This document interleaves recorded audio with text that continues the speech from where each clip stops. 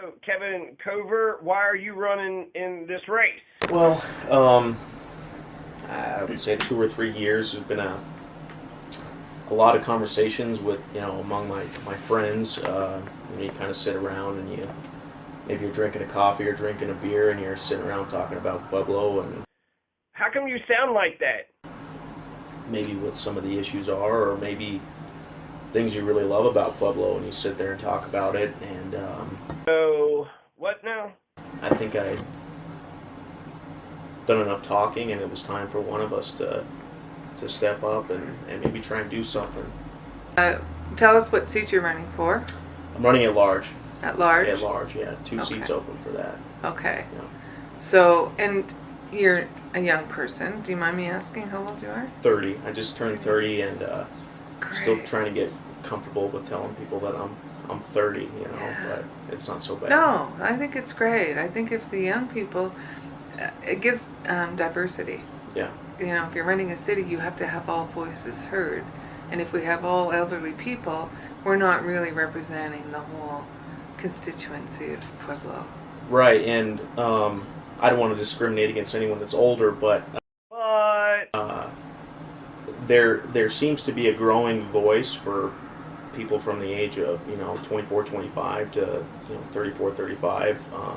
I feel like that buzz is getting a little bit louder, and people want to do something. So whether it's city council or something to the community, there's a growing voice of that. It's getting louder. And Interesting analysis, Kevin Cover. So let's hear what Kevin Cover has to say about PEDCO. And let's listen to Ieshia Jiron and Joe Latino on PEDCO. Here we go. I agree. And on that note, what is your opinion of PEDCO, and do you feel that the whole PEDCO is an asset to Pueblo? I think Petco's an asset. I think they've done some good things. I think there's some opportunity to do a little bit more. I think that they've got their work cut out for them, but How do you bring jobs to Pueblo? I mean, we've got PEDCO. Do you support what PEDCO's doing? Do you think that we should be on a different path? But what about jobs here in Pueblo? Well, first and foremost, we need to protect our jobs here in Pueblo all the way around. No matter what industry or what environment you're working in, we need to protect our jobs. They don't stay. They have to leave. Mm-hmm.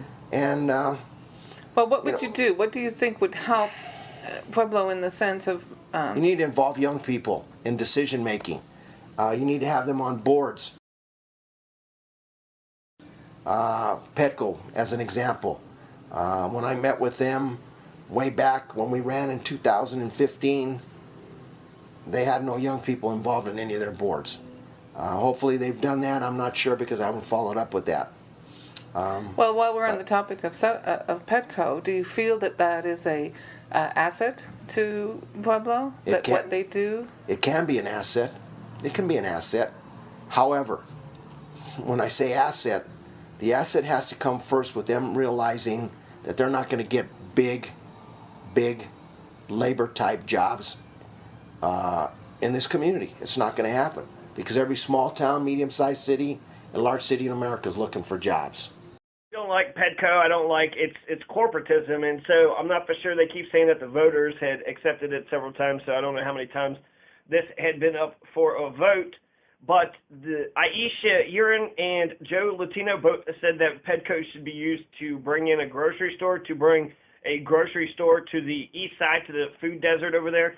So they wanted to use PEDCO funds for that. Joe Latino also had said that $60 million is sitting in PEDCO. So $60 million, can that be accurate? That seems like a whole buttload of money, of cash. That's a Scrooge McDuck money bin. So $60 million. And Ieshia Jiron also said we should look into PEDCO, like what's going on there. So let's look into PEDCO. There's $60 million there, and they both wanted a grocery store from PEDCO's fund. And the reason why I say that is because I worked at Target Distribution Center for 14 years. My position was eliminated. I was at the top of my pay scale. I applied for other positions within the company, and I didn't get those positions. They gave them to a lower paying new employee. And so at me being at my top of my pay scale and coming out and leaving Target with no job and starting at the bottom at $9-10 an hour. In Pueblo? Where's the Target? It's out oh, in it the is? at the airport. My job being eliminated and then having to start all over again. That was a tough situation for me. People and that just got laid off at Express Scripts. And so those are my concerns. Now, those employees who have been working at Express Scripts for, I think they were here 10 years, a little over 10 years, maybe even longer. Now those people have to start all over again and find new jobs. And that's hard, you know. Okay? So they have to be creative within themselves. And I think they need to be understanding of the fact that the money that the taxpayers give them needs to be utilized and used for those people in this community that are successful, small business type individuals, and help them to grow because they have a commitment to this community. And do we do any of that right now? Well, you know, they've helped TR Toppers, which is a great thing, and there's been one businessman downtown, and I'm sure there's others that I'm not aware of. But I mean, startup businesses. Well, startups, you know, with a plan, I'm not sure what they've done in that regard. I don't know that they've done much, but again, I'm not sure. Because personally, I think that might be a good place to start with the people coming out of the colleges and universities to have some kind of program, maybe. But well, anyway, it's you know, we're giving $500,000 or $250,000, I think, $250,000 to PEDCO. My understanding was they were supposed to be self-sufficient, and they're not. We're still giving them. Then the city gave $4 million to Big R. What did you think about that? I mean, is that something that's good for Pueblo? Big R is obviously a thriving corporation that is doing well. And you know, we'll kind of see what happens with that. I think they've done some good things. We'll see what they can do going forward. Now, our understanding, the citizens, was that PEDCO was supposed to be self-sufficient through their memberships, but they still got $250,000 from the city. And so, do you think enticing big companies and giving them tax credits, because we're looking at what happened with Express Scripts just closing up shop, so makes you wonder, did they get incentives to come here, and then the incentives run out, and then it's bye-bye, and you see this a lot with various cities. Well, so as far as the incentives go, I mean, that's a great way to get people in the door. But again, when you're held ransom, you know, they can just, you know, leave at any time and shut it down. So we've got to find a way to get them in the door, but keep them here.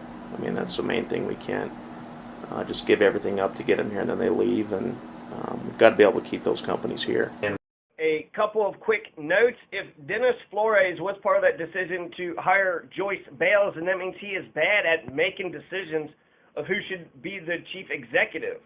He's bad at that decision. I believe he was a school board member in '98. It's 2-year or 4-year terms. If it's a 2-year terms, it would have been 2000. That would have been right at the end of his term. If it's 4-year terms, then there's no doubt because Joyce Bales started working in 2000. And Joyce Bales is the one that started the tyranny. She's a right-wing Republican, loved baby Bush, and wore her Republicanness. She was from Tennessee. She was an outsider. She got 6 figures. And then after 6 years, she pushed Christine Pacheco out of the school board, and now Christine Pacheco is part of the state school board. So you all were wrong about Christine Pacheco. You were wrong. When you're held ransom, you know, they can just, you know, leave at any time and shut it down. So we've got to find a way to get them in the door, but keep them here. I mean, that's the main thing. We can't just give everything up to get them here and then they leave. And we've got to be able to keep those companies here. Right. Do you think that PEDCO could do more? You mentioned the entrepreneurs or the small business. Do you think they could do more with local businesses and helping? I think they absolutely could. Yeah, I think they absolutely could be more involved. Comments on Mark Aliff. He said that he was not a homophobic bigot, and there's This was an interesting conversation. This was an interesting piece of that conversation at the old orphanage. I think that's where that was. And he had said before they had written an article where he had opposed the city employees giving benefits to gay couples. And I said, well, as a conservative, maybe you just didn't want the money. Would you cut benefits for everybody? And then he kind of laughed about it, but then he kind of, shrugged his head as perhaps. So that actually kind of tells me that perhaps as a Republican, maybe he felt like he needed to distinguish himself, but he's found the error of his ways. And so I had asked him if there was a passerby. With the local business. Because the mandate they have is you have to manufacture something and then export it across the country. But sometimes that, there are great companies that are, local in the city that we have 100,000 people here, and then we have an outlying area of people that would shop here. So I don't know if that's a good restriction to set. No, well, I was happy to see, a local company like Grady's get some help from PEDCO. That was awesome. If we could do more of that, where it's a great local company run by great people, get some help from PEDCO, it'd be fantastic. I thought that was a great example of them doing a good job. I asked Mark Aliff if he was in favor of civil unions with gay folks. Is it okay for gay folks essentially to get married? And he said he didn't have a problem with it. So good for Mark Aliff. That's some evolution. And then I had challenged him, and I said if there was a gay man walking down the street, would he kiss him in order to prove to me that he's not a homophobic bigot? And it was, awkward for about a half a second, and then he just started laughing. So I feel like because of that conversation, he did feel the need to say that he wasn't a bigot against homosexuals. So if he was, now he's not. So I'm okay with his answer. I'm okay with his answer on that. And his platform he don't have a platform, but he said his platform is no. So that's actually something, right, that's easy to remember. He was in favor of busing, and he was in favor of the zoo. And, if they're going to be an integral part of the community and they're providing jobs, yeah, let's help them. But, we need to do that for others as well. I think probably in my estimation, and this is just my opinion, I probably need to do a little more research, that PEDCO needs to come out of the auspices of the city. Mm-hmm. And that's my take on it. Aliff, in terms of personality, and Charlotte Perez, they are both real, and they're both good people. They're good folks. They're good people. So they should actually work really well together. Now, I wanted to talk about PEDCO. So PEDCO has been around since 1981. PEDCO has had some ups and downs.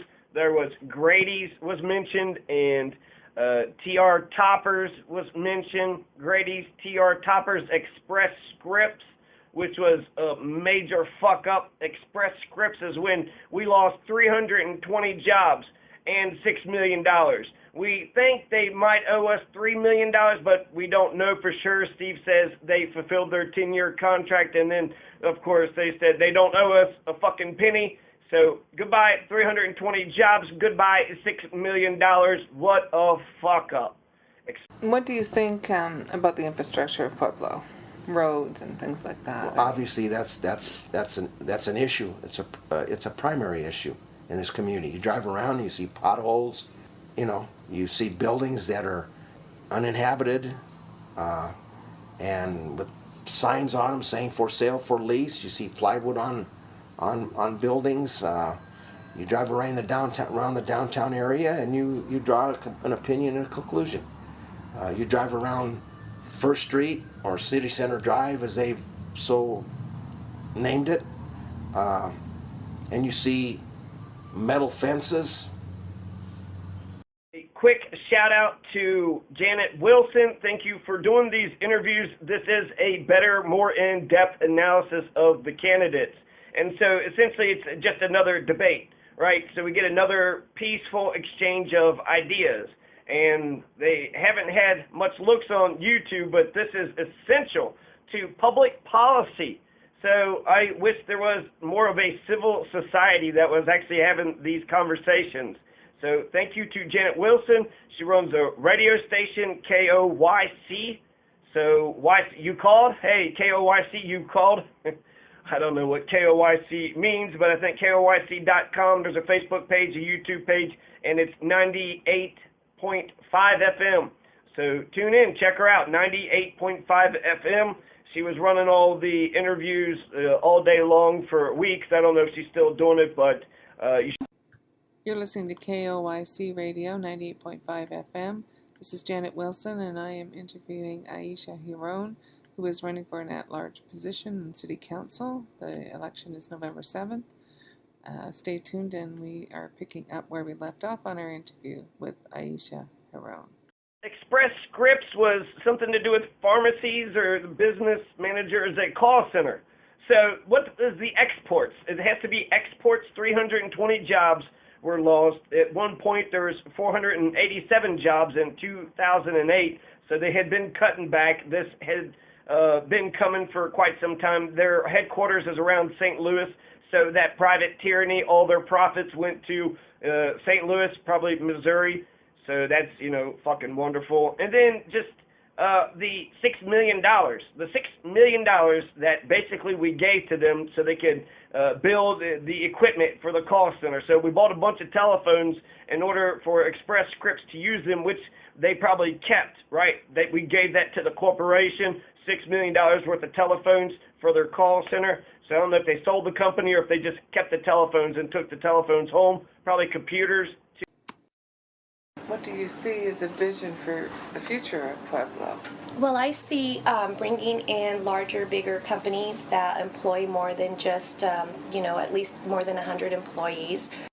Just protecting them and just having really good, solid jobs here. Mm-hmm. And my other concern is I know a lot of these big companies bring in people from out of state, and they bring in these executives from out of state, and then they move them and they bring them here to Pueblo. And we have some very smart people here in Pueblo. I mean, we have the university and the best business school, one of the best business schools, and so I believe that there's smart, educated people here in Pueblo, and I think that we need to look at that before we look outside the state for anybody to come in and work in the state and work in our city. I don't know why all our CSU folks tend to leave here. They get educated here. We have one of the top engineering schools. And Jeffrey C. Shaw, he's the president, the CEO, Prospects Operations, 719-544-2000, jshaw@pedco.org.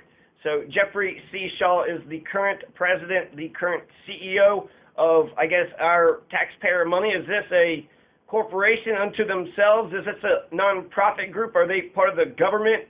I don't know. Joe O'Brien is the vice president. Margaret Gaylord is the vice president of operations. Crystal Romero is the BTC of operations. And then Janelle Quick is the mission coordinator. So if you want to give Margaret Gaylord a call her at 719-544-2000, which is the same number as Jeffrey Shaw. In fact, they all got the same phone number except for Crystal Romero. It's 546-1133. And a lot has to do with opportunity. And so how do we bring that opportunity back to Pueblo? How do we bring these big paying jobs back to Pueblo? Because we have smart people here. We have educated people here. And I think we need to look at that. What kind of industry do you see it's good for Pueblo? I am in the cannabis industry, and I believe that has made a huge impact into jobs and the industry and tax revenue. I mean, that has been huge for Pueblo. And I'm here. A lot of people leave, but they come back. This is the interesting part, I find. So, given the current city council, is there something that you think they should have done or could have done, or are you satisfied with the way it's being run? Look, I don't want to bash anyone, and I think that I think the important things in this community basically are security, the feeling that people have when they walk outside their door, of feeling safe and secure. So I'm talking safety, we're talking infrastructure, we're talking jobs. I think the environment has changed I was raised here, left here when I was 17 and went to college and didn't come back until I retired. Came together in 1981 and they came up with PEDCO. 1980s, right? Ronald Reagan, more Republican bullshit. Business people, large business owners and lawyers and bankers and the 1%, they all got together, the political establishment, and they said, you know what, let's tax the shit out of Pueblo and let's take their money. And that's what they did. In 1984, Pueblo was like, sure, what the hell, we don't know what the hell is going on, and they voted for this thing. And it says that they used the money for economic development incentives, but not for grocery stores or any essentials, not for contour crafting machines, not for water and food and clothing supplying stores. No, they don't want to do it, actually provide anything for the people, essential needs that the people need. Why would they? Even if it is creating jobs, because certain capital projects and equipment purchases for new and expanding, basically Walmarts. Let's just buy a bunch of equipment. And I've been involved in a number of things since I came back. I have a part-time job now that takes me out of the state into Phoenix, Arizona, where I work for two professional baseball teams, the Rockies and the Diamondbacks. It's not a full-time job, it's not a big job, it's a guest services position. So I meet people from all over the world, actually. I think everyone currently on city council is, they're in there, I think, because they love Pueblo. We probably just have different ways of maybe doing things, or how we love Pueblo, or how we maybe change Pueblo. So I'd like to think that they all love Pueblo. Maybe the intentions are good, but I think that there's a growing frustration with the way that things have gone. State and county also contributed. The state contributed $1 million. The county, Pueblo County, contributed $200,000 to Express Scripts. So Express Scripts, you let everybody down. Colorado, Pueblo City, Pueblo County, you let everybody down. You basically robbed us of $6 million. I don't even know how long you were here. You were here in 2008, so that was at least 9 years. And Noraki said you had been here for 10 years. So, wonderful. You took $6 million away from us. $6 million could have got us 5 contour crafting machines, $200,000 apiece. That's $1 million. We get 5 contour crafting machines, and then they make $10,000 houses, 2-story, 8-room houses, and we would get 480 brand new houses for $6 million. So we could just get 4 contour crafting machines. That frees up $200,000, so that's the extra 20, so 500 homes. Instead of getting 500 homes for the homeless. Again, from the younger group. So I think that there's some new energy that can be brought into that. Again, I'm not here to bash anyone. I think their intentions I think the are good, feeling was that they're not listening to the people, was the comment I heard resounding over and over. Yeah, that seems to be it. It's not the greater good that they're necessarily concerned about, I wouldn't say. Yeah.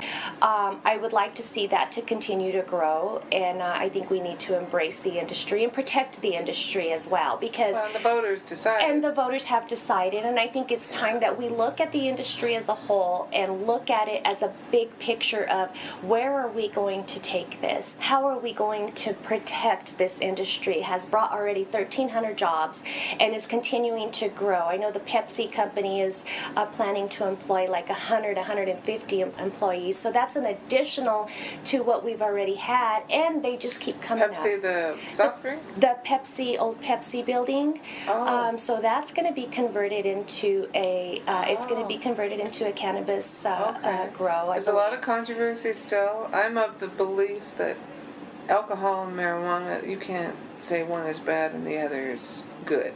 And So the difference between when you left and when you came back, Right. was there a drastic change that you saw in Pueblo? the change is as follows.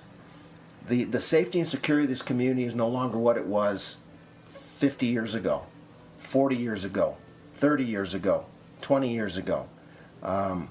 The environment has changed as a result of a number of things. You've had the Pueblo Army Depot close. They lost approximately 8,000 jobs. I'm not sure exactly what the figure is. You have had the Colorado Fuel and Iron become Ever Steel, At one time they had between 11 and 13,000 jobs at the height of the Vietnam War. In fact, I worked there when I graduated from college in the summer of 1968. Some people have asked where the money is going from the marijuana tax. Do you know offhand what they're using? You know, if you go online, there's a lot of different places where that money is going, and I believe that as a community, we have the right to know where that money is going, and I think that, you know, allocating it in the proper directions is beneficial for us all. You know, scholarships, that's wonderful. Giving CSU the opportunity to study it, that's amazing for us, because these are the first steps for us to breaking out of this shell and, you know, letting people know that cannabis is the alternative medicine out there, and we're not just about getting high anymore. It's $1 million just wasted. What did we get out of it? A couple people had some jobs for a while, and now they don't. So what the fuck?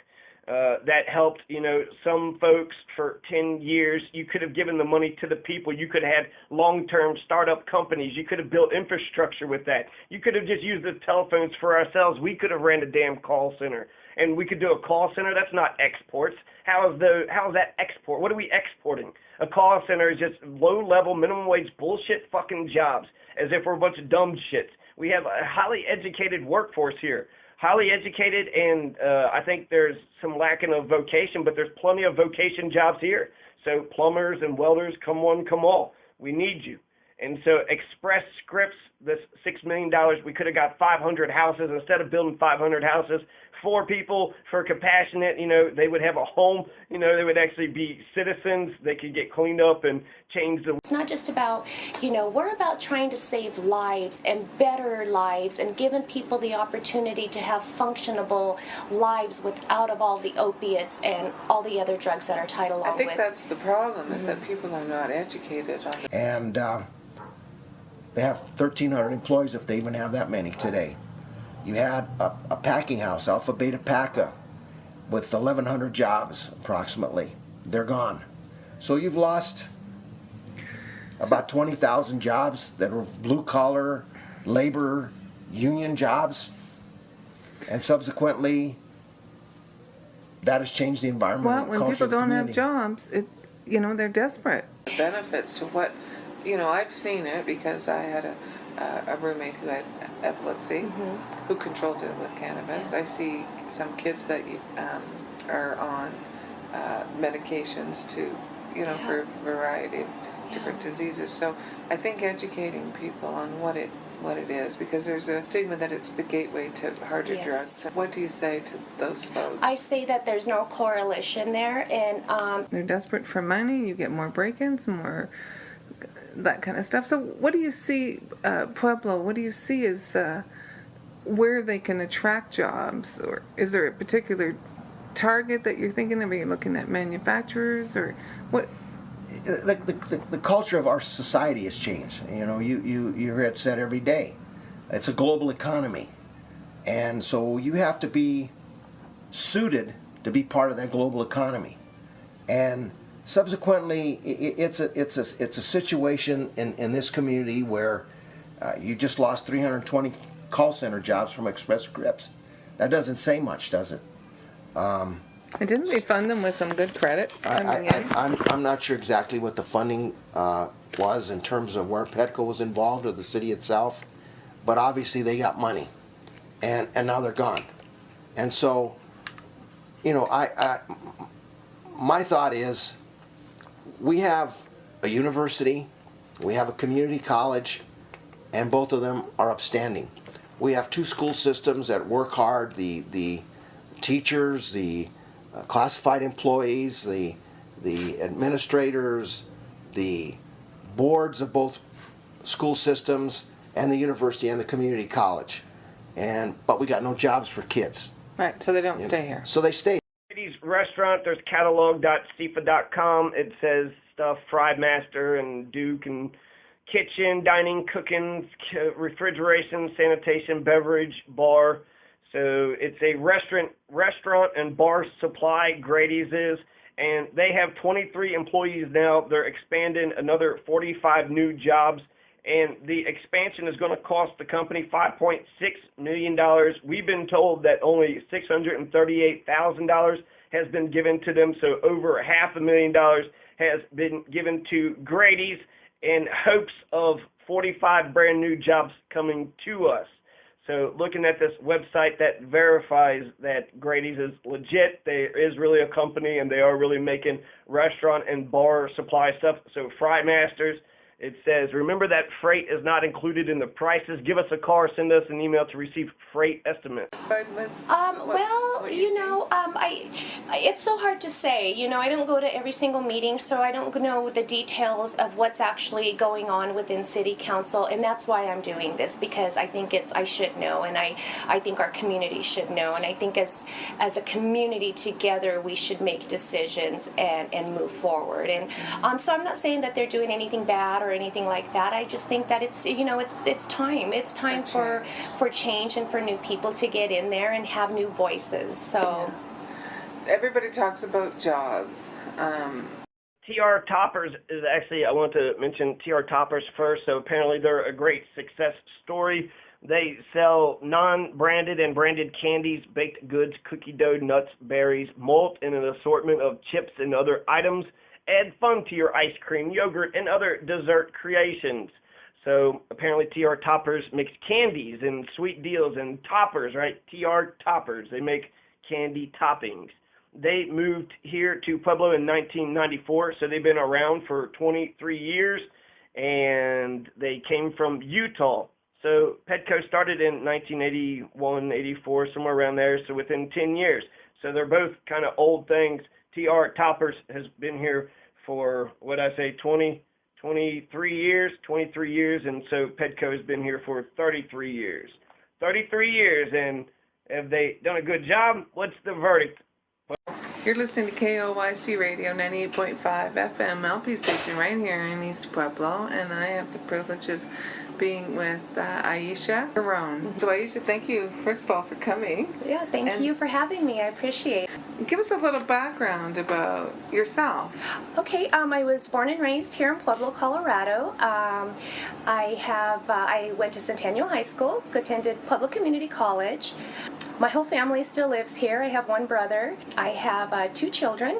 Michael is 29 and Shauna is 24, and Michael is a manager at the Southside Walmart, and my daughter Shauna just graduated from Navy boot camp.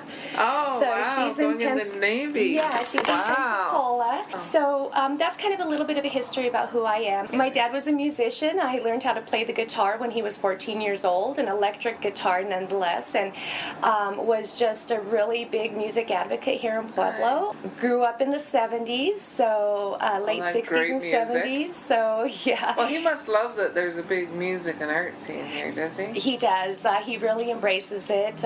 Older article, 2015, not that old, but Atlas Pacific and Train was essentially kissing Pueblo's, PEDCO, Pueblo Economic Development Corporation. PEDCO, it's a corporation unto itself, like the Federal Reserve.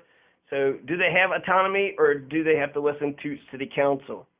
So the People Atlas Pacific CEO, Rob Morris, said the reason why his company came to Pueblo was because of the people, and the reason why he stays here is because of the people. So that's exciting. Atlas Pacific, I guess we're going to give them some money. They're over there at Airport Industrial Park.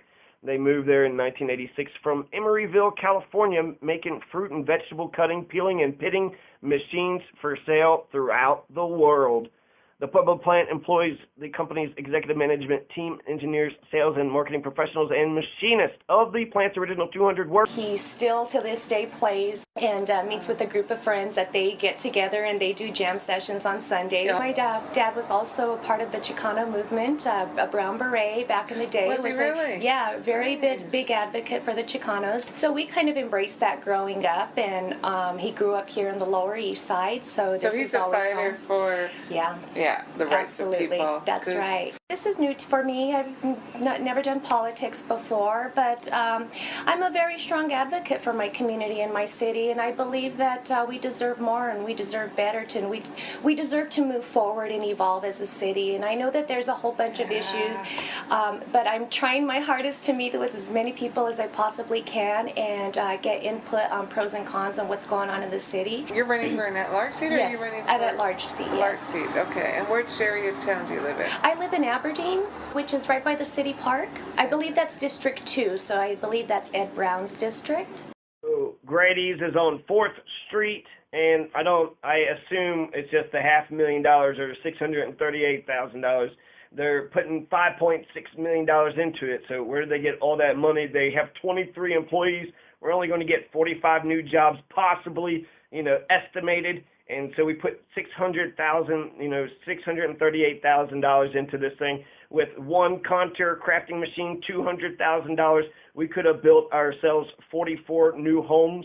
So instead of just getting 45 new jobs, we would have built 45 new homes. And so that would have cleaned the streets up of the homeless and the heroin addicts and the other people, the Otises, the drunks, and the homeless who don't want to be homeless, right? The families, the cold families, family of 4 who don't want to ask for help, and the 1,000 homeless kids in Pueblo City. 1,000 of our kids have no home. Because I truly think that if the young people get involved, we'll see the change, coming. I agree. So tell me a little bit about your background, and are you from Pueblo? I'm from Pueblo, born and raised here. The only time I spent 2 years away playing college baseball back in Illinois. Found out that I wasn't very good at baseball, and came back. When I was away, I always knew that I would come back. I didn't really want to be anywhere else. I knew that this was home. My dad owned a small business here in town. Mom's a school teacher. Grew up very involved in the community, whether it was through sports or various things. So this is just a place that I love, and I always knew I'd come back. We're just giving them, apparently they say it's a loan, but do they pay this money back? I mean, why do we still owe, or we're supposed to get $3 million from Express Scripts, but then we weren't. Noel Rocky said it was a loan. They had already fulfilled the 10-year contract, and then the vice president of the corporate communications, Brian Henry, said that they've already paid the deal. They've already done that deal. It's already paid up. So what the hell are you all talking about? So is this going to be good? We could have built 44 new homes that would have put a dent in the 1,000 kids that don't have any homes. We could have built 500 brand new homes with the $6 million. The $6 million that we gave to Express Scripts, that would have been half. We would have taken care of half the homeless kids with the amount of money that we give to Express Scripts. Express Scripts is used as a failure of PEDCO, and then Grady's and TR Toppers is used as a success story. And all you got to do is ask me. That is my job, is being in this industry. My job is to educate you about the products that I sell and the products that I'm giving you for any kind of element. Do you feel like when we're talking about jobs that PEDCO is doing what the city has asked them to do? Because we paid $250,000. My understanding was they were supposed to be self-sufficient on memberships, and so last year or this year, I think in the budget there was $250,000. Mm-hmm. Do you agree with the way they're handling stuff, or do you in order for me to agree or disagree, I would love to sit down more with PEDCO and understand what their process is, and understand what is their process of coming up and bringing these jobs and bringing these industries into Colorado or into Pueblo. How is that working, and what are their guidelines for bringing in? And so I would really like to get more information and give them some ideas, and maybe throw some of my ideas out there. But I do agree that we need more. We need more jobs. Well, the fear for some of us is that if they're given the task of finding the jobs, but they bring in big companies who take the credits, whatever, like Express Scripts, and then leave, does it really help? That is a big concern and a big issue, absolutely. Because how much money are they putting into these companies, and then, they're here for a short period of time. We want companies that are going to be here for 30, 40, 50 years. We want companies that are going to stick around.